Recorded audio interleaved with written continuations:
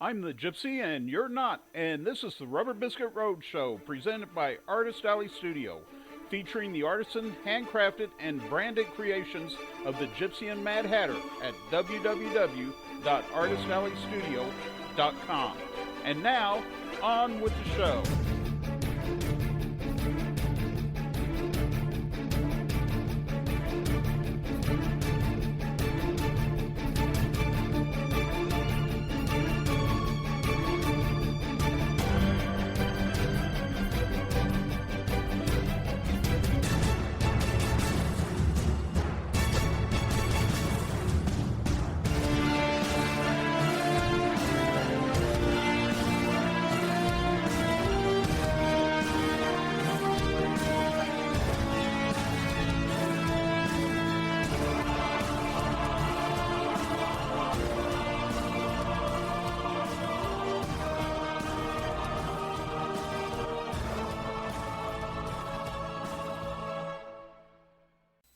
Welcome to episode 24 of the Rubber Biscuit Roadshow. I am your host, the Gypsy.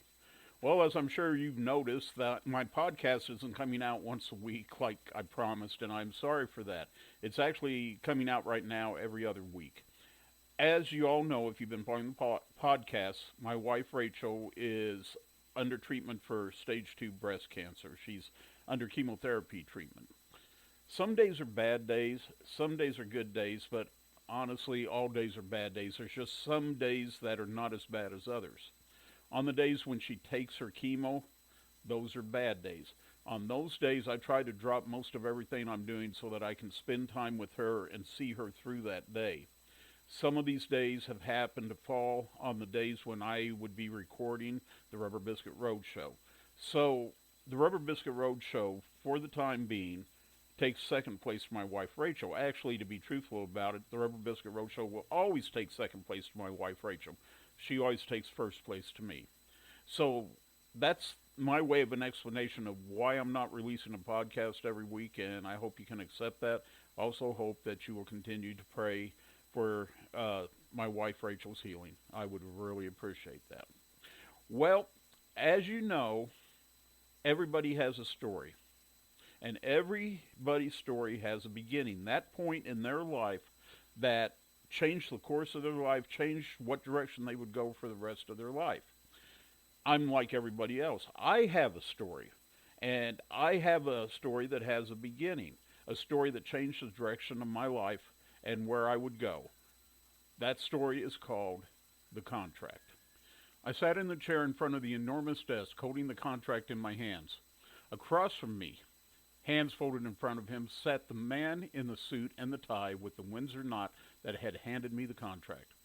I had just read Article 15, which stated to wit, any and all work that I did over the next 15 years belonged to the greeting card company that was wanting to hire me as an artist.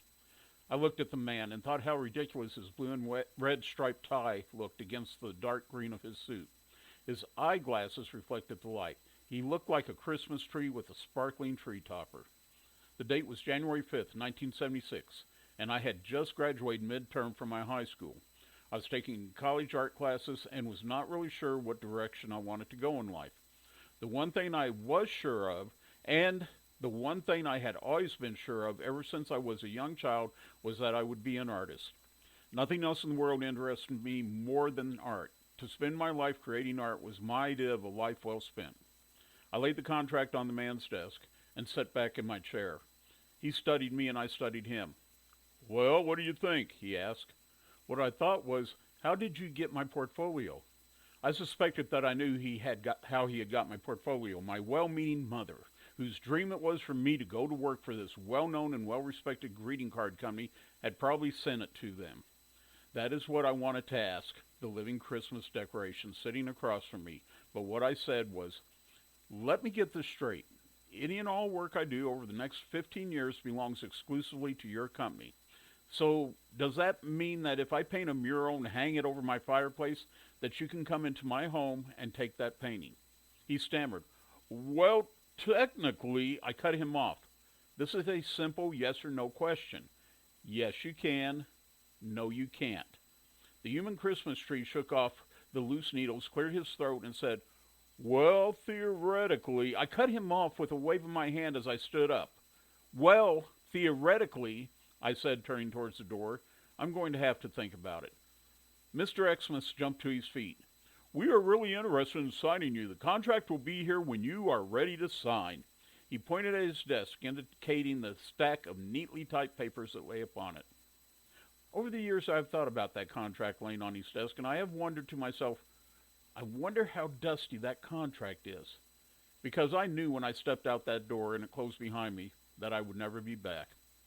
I was 19 years old at the time, and as I rode down in the glass enshrouded elevator, all I could think to myself was, if I had signed that contract, I would be an old man of 34 years old by the time it expired. Now, there are some people that would say I was crazy for not signing on with the greeting card company. I mean, after all, with the progressive salary raises that the contract offered, by the time it expired in 1989, I would be pulling down $50,000 a year, not to mention accumulated bonuses, benefits, and a fat pension package. At that time, that was a chunk of cash. Even in this day and age, it is nothing to sneeze at. Yet to me, it wasn't enough to sign my soul away. There is never enough money for that. As I walked out of the large center that held the offices that I would never be returning to, the chill wind sent a shiver up my spine. I stood and let the sunshine try to warm my face as I wondered, is it the wind that makes me cold, or is it the thought of what I just turned down that leaves me chilled? There was one thing I knew for sure. I wasn't in a big hurry to return home. My mother's dream for me had always been for me to go to work for that particular card company, but it wasn't my dream. No, I would have to return home and tell my mother that her hopes, plans, and aspirations for me were not the hopes, plans, and aspirations I had for myself. As I drove down Main Street in Kansas City, Missouri, I looked to my right and my left for some distraction, for something that would allow me to kill some time so that I could delay the inevitable scene that would occur when I told my mother what I had decided. That is when I saw it, the tattoo parlor. I turned the corner and pulled into the parking lot behind the building. I had never been inside a tattoo parlor. The thought of going into a tattoo parlor had never even crossed my mind, let alone the thought of getting a tattoo. On this day, my only thought was, let's go in and check this out and see if it's just like it is on TV and in the movies. Besides, I was looking for a way to kill time, and this was as good a way as any. As I walked into the building, the smell of alcohol, soap, and cigarette smoke assailed my nostrils. The walls were filled with a myriad of cartoonish-looking designs on large cardboard sheets. I would later learn that these were called flash. The only sound inside the building was the music playing from an old radio up on a shelf and the insistent buzzing of the tattoo gun. In this time and place, the terms parlor and gun were appropriate. That would not be the case in the future when those terms would become archaic and be replaced with studio and machine. But the tattooist who sat behind the counter in his parlor, tattooing the arm of a man with his gun, was not only appropriate but descriptive of the atmosphere of this place and the individual whose imposing presence ruled this domain. I swallowed hard, cleared my throat, and then in a voice meeker than I had intended said, excuse me, sir, do you mind if I watch you work? Without looking up from the bicep that he was tattooing a peacock onto, the tattooist barked out, yeah, but don't talk to me. I will not bore you with the details of my long time standing there watching this man tattoo. To go into detail about what he tattooed that day, who he tattooed that day, and where those tattoos were placed on the numerous bodies that walked in and out of his shop would do nothing but put you to sleep and cause you to stop reading this narrative. What is important to note was that 14 hours after I had first asked Gene if I could watch him, and he locked those doors to his parlor for the day, I was still there. So, he asked as he locked the door, when are you going to start learning how to tattoo? I laughed. What makes you think I want to learn how to tattoo? Gene eyed me up and down and shook his head. Boy, let me tell you something. I have been tattooing for 28 years. I am a third generation. My daddy tattooed before me and his daddy before him. Nobody, and I mean nobody, stands for 14 hours straight with their mouth closed watching me work that doesn't want to learn. I was a 19-year-old kid who thought he had all the answers, who believed that no one knew what was going on in this whole wide world any better than he did. I looked at Gene, smirked, and said, I'll have to think about it. Yeah, all right, he said. I'll see you in the morning. The drive home between Kansas City and St. Joe that morning seemed to take longer than usual. My mind was working overtime, weighing, balancing, determining, and desperately trying to see into my murky, crowded and unknown future. Around 4 a.m., I walked in the door of the apartment that I shared with my mother and sister. My mother sat on the couch, waiting for me, a stack of magazines and newspapers next to her. She jumped up as I entered the apartment and almost, no doubt in her excitement, screamed, "Where have you been? Where have you been? What did they say? When did he start work for them?" I took off my coat, dropped it over the back of the chair by my mother's prized piano. I turned around and faced her. You could not miss the look of excited anticipation on her face. I cleared my throat and said, "I'm not going to work for them." The look of excitement left my mother's face and was instantly replaced by a look of confusion. "What do you mean you're not going to work for them? If you don't go to work for the greeting card company, what on earth are you going to do?" Mustering up as much of my manly 19-year-old fortitude as I possibly could, I looked my mother dead in the eye and said, "I'm going to be a tattoo artist." She promptly screamed and fainted. My grandmother took it a little better than my mother did. When I phoned her to give her the news and I told her what I had decided, there was a slight pause on the other end of the line. I heard her exhale, and then she asked, "Will it make you happy?" I said, "Yes, ma'am, it will." My grandmother said, "Well then, that's all that matters." In my 46-year career, I've had my milestones, many accomplishments, and many letdowns. I have always chosen not to dwell up on the downside of my career, but rather on the upside and what I have been able to give back to a profession that has given so much to me. I have 3 associate's degrees: forestry and wildlife management, technical illustration, mechanical drafting, and psychiatric technician. I've had the first tattoo studios in St. Joseph, Missouri, Abilene, Texas, Midland, Texas, San Angelo, Texas, Baxter Springs, Kansas, Iola, Kansas, and Independence, Kansas. I also had the first legally registered tattoo studio in the state of Oklahoma, and from 1995 to 2010, I was the officially recognized tattoo authority for the Osage Nation. I was the first person in the state of Kansas to actually go to school to learn how to pierce and learn how to do microdermal implantation, what is commonly referred to as cosmetic tattooing. At one time, it was believed that you couldn't tattoo over scars. In 1977, I was allowed the opportunity to practice scar cover-up on a gentleman that had been burnt over 3/4 of his body. I spent a year working on his arm and taking notes. I developed a procedure that worked for covering up his heavy scar tissue with tattoos, and I wrote a paper on it in 1978. Tattoo artists that cover up scar tissue today may not know where the technique came from that they have learned to do, but that's okay, because it gives me satisfaction to know how many people have been helped because of work I did in 1977 and 1978. Recently, I heard of a tattoo artist in Ohio who is donating their time to cover the scars of victims of severe trauma. I cannot tell you how happy it makes me to hear of other people in my profession giving back with something that I helped develop.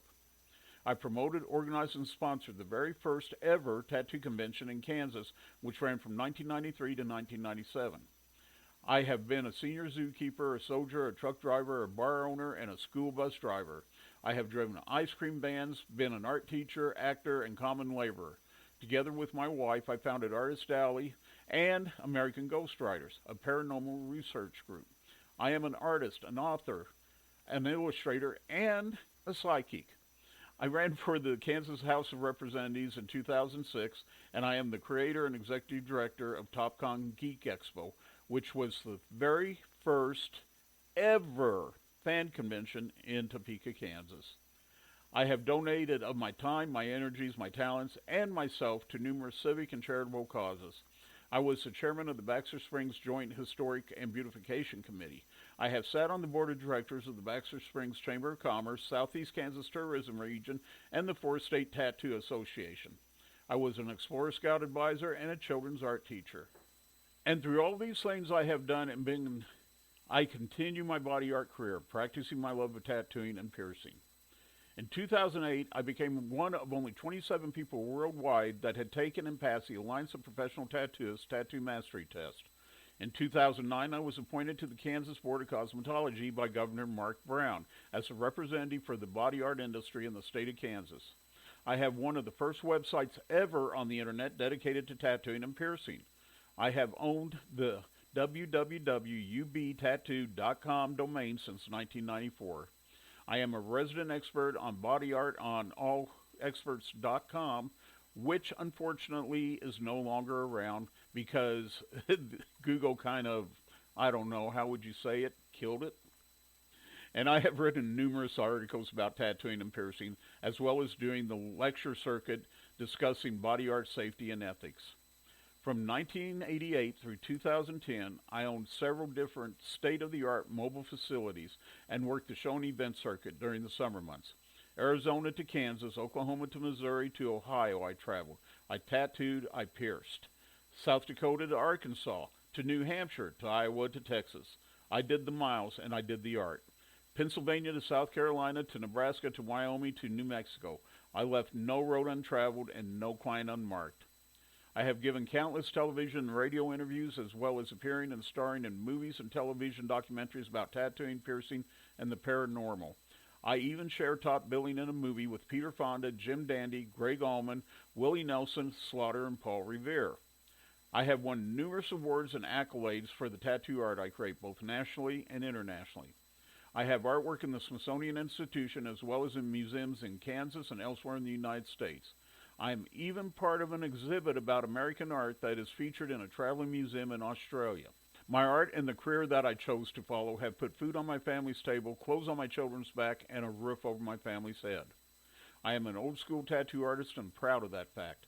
I make no apologies to anyone for the art I create nor the style of that art. I do not compare my work to others, and I do not appreciate it when others compare their work to mine. All artists, no matter what medium they work in, have their style. You cannot compare Van Gogh to Renoir.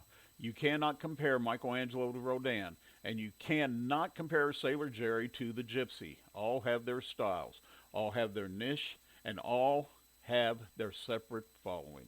The type of art I like is not the type of art that another person may like, and vice versa. I have been practicing my tattoo art for 46 years now, and truthfully, I am tired. It is not that I am tired of tattooing, because I'm not. It's not that I'm tired of creating art, because I am not. What I am tired of is ignorance. Ignorance that comes from rudeness, and the rudeness that comes from disrespect. For 46 years, I have dealt with the truly ignorant, the truly rude, the truly disrespectful, and with the widespread popularity of social networking, the trolls have become more and more ignorant, rude, and disrespectful, and I'm just tired of it. It is an unfortunate statement on our society that you cannot educate those who refuse to be educated. I know, I have tried to educate people, but while some learn, others close their eyes. They close their ears, and they close their minds. Those are barriers that you just cannot pass through, and I am done trying. That is why I have decided to pass the torch to younger, more enthusiastic members of the body art community. In the near future, I will be retiring from body art. I will go back to where it all started. I will lay down my tattoo machine and pick up my paintbrush, and my art will have come full circle. So it is with life, everything comes full circle, and there is no beginning and there is no end. In my career, I have apprenticed 18 people. Out of those 18 people, 3 proved their worth. It is to those 3 that I will leave my legacy, my hopes, and my dreams too. My final chapter will never be wrote, because within all those I have taught, touched, and loved in my life and in my career, my story will continue. They will take all that they have learned from me and they will expand it. They will improve upon it, and they will pass it on to those who want to learn, and will further expand on and improve the world of body art, just like I did with what I learned. I will live on from generation to generation, and the ethics and passion I contributed to tattooing and piercing will live on also. Because just as I drank from the spring that formed me, so too did they drink from the spring that formed them, and those who come after them will drink from their spring. So when that day comes that I do announce my retirement, do not mourn for what has ended, rather rejoice with me in what has begun. Because, baby, you ain't seen nothing yet. Well, that concludes this episode of the Rubber Biscuit Roadshow. Be sure to jump back in with us next week if I can do the podcast next week. Hopefully I can. When we just talk about random stuff. I don't know. I may come up with a subject and I'll post it if I do. But if I don't, we'll just randomly talk about things like we have before. If you don't hear from me next week, you will be sure to hear from me the week after, because I will never let more than 2 weeks go by until I come to see you, because you are my favorite person and I love visiting with you. But until that time happens, this is your friendly neighborhood gypsy saying, may God bless and keep you and yours. Later, Gators. Bye-bye now. Visit the Rubber Biscuit Roadshow online at www.rubberbiskit.com. That's www.rubberbiskit.com. The Rubber Biscuit Roadshow is produced by Tatman Productions, LLC. All parts of this program are copyrighted, all rights reserved. No parts may be published, reproduced, or used without the written express permission of Tatman Productions, LLC.